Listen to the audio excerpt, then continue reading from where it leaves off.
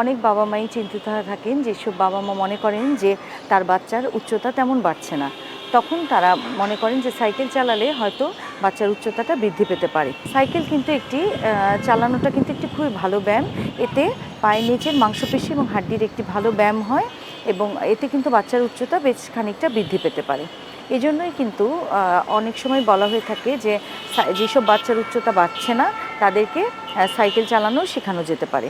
এছাড়া যদি আপনি আপনার বাচ্চাকে সাইকেলিং করান তাহলে কিন্তু শারীরিকভাবে ফিট থাকে, তার যে অতিরিক্ত ওজন বেড়ে যাওয়ার সম্ভাবনা সেটাও কিন্তু কমে যায়। বাচ্চাকে আমরা কিন্তু 4-5 বছরের বয়স থেকেই সাইকেল চালানো শেখাতে পারি, যেহেতু এটি একটি ভালো ব্যায়াম এবং এটি কিন্তু উচ্চতা বৃদ্ধিতেও কিছুটা সহায়তা করে।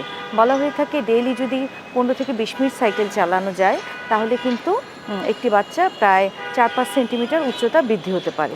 সেই জন্য সাইকেলিং অবশ্যই করাতে পারেন, যেহেতু এটি খুবই ভালো, এটি একটি ব্যায়াম, এটি উচ্চতা বাড়াতে সাহায্য করে।